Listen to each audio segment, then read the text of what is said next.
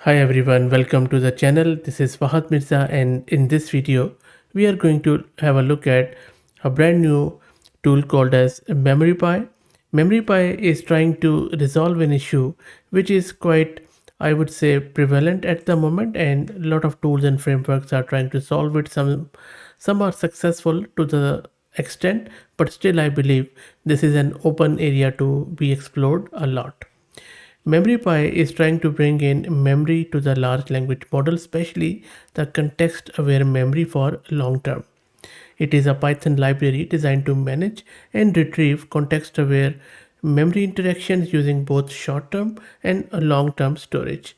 It supports AI driven applications requiring memory management with compatibility for both OpenAI and Olama APIs. There are also the features of memory decay and reinforcement, hierarchical clustering, and graph-based associations. The project is under active development. A lot of the things which I have just mentioned doesn't seem to be there, but anyway, we are going to install it locally and we will see how it works. Before I move forward, let me introduce you to the sponsors of the video, who are AgentQL. AgentQL is a query language that turns any web page into a data source.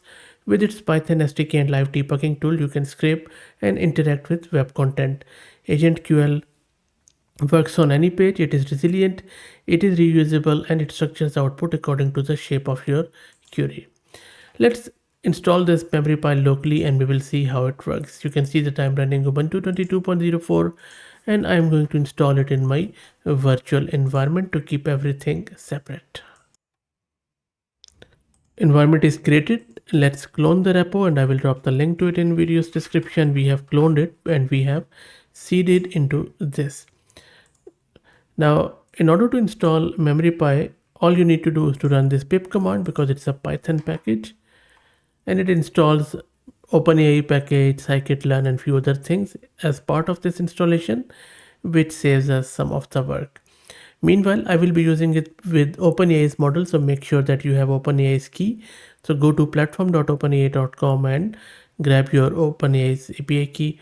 I already have it and it's a paid option, by the way, so make sure that you are aware of it. You can also use it with Olama, but I believe that part is not really completed yet properly because there are a lot of errors there. Anyway, I'm going to set my OpenAI's API key and clear the screen. I have set the key and I have opened the repo in my VS Code just to show you the code, an example code, how to use it. So this is where we are importing this MemoryPy. This is where you need to put in your key. And it seems that you would need to use this key no matter if you're using Olama or not, because you see that it gives value error anyway. But there is a way of using Olama. I have checked, it doesn't work properly, so I'm just going to go with the defaults. Now, if I just and I would also replace it with OpenAI's model, or you could use Olama's one, doesn't matter. And then there are a few ways of using the storage option where to store the memory. They are storing it JSON file. You can even do the in-memory store. This is where we are instantiating the memory manager with the model and all that stuff which we have given above. You see that they are using API key here. And then you can just give any prompt. It is, I think, the name of the creator which they have put in. And then this is where they are loading the last 5 interactions, getting the relevant instructions, generating the response with the help of memory manager, and then giving the response back. And this is where this is being stored in the as an embedding or a numerical representation in that JSON file or in the in-memory. And this is where the function is starting. So let me put in my API key again here. I don't think so it is pulling it from environment, and then I will save it and I run it from the command prompt. So I have set my key and I have also what I have done is that I have, because I already have Olama running, so I have also downloaded that embedding model and I have just kept it up from Olama. If you don't know what Olama is, please search my channel. I already have covered Olama in hundreds of videos. Let me clear the screen here and let's go to examples directory. If you do ls here, this is the file I just showed you. Let me run it with Python here and we will see this in action. And I have run it and you can see that it is running, creating the memories, And there you go. So it has added because it couldn't find anything previously. And model is saying, nice to meet you, Khazar. How I can assist you today? And then it has run it like this. So for example, if I go and change that example.py, something like my friend's name is Fahad, so it's a new memory. I already have saved it. So let's go back and try to run this thing.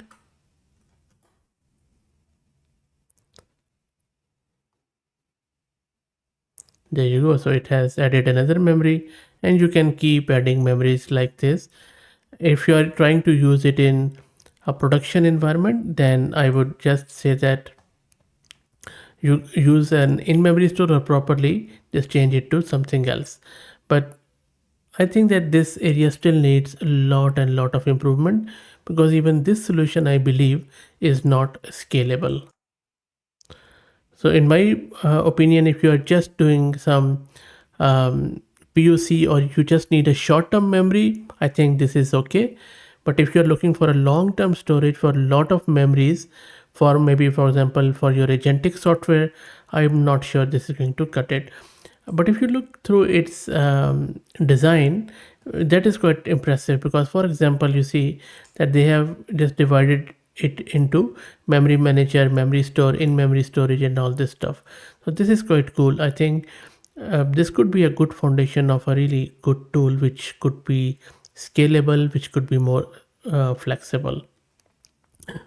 And all of these core functionalities like initializing memory, adding interactions, and all that stuff, this is also quite good. So as I said, if you are just looking for a starter tool for short term, long term, short term memory, in but not for a long term, I don't think so. For long term, especially when there are a lot of memories for agentic software, I don't think so this is going to cut it. But otherwise, good project, not a bad effort at all. Before I let you go, I also wanted to introduce you to the Massed Compute, who are sponsoring the VM and GPU for this video. If you're looking to rent a GPU on good prices, I will drop the link to their website. Please do check them out. And I will also give you a coupon code of 50% discount on a range of GPUs, and I will drop it in video's description. So that's it. I hope that you enjoyed it. If you did, please do me a favor and consider subscribing to the channel. If you're already subscribed, then please share it among your network, on social media, in emails, on WhatsApp group, wherever you have reached, because that is the only marketing I do, and I will be very grateful if you help me out. Thank you very much. Thanks for all the support, and see you in the next video.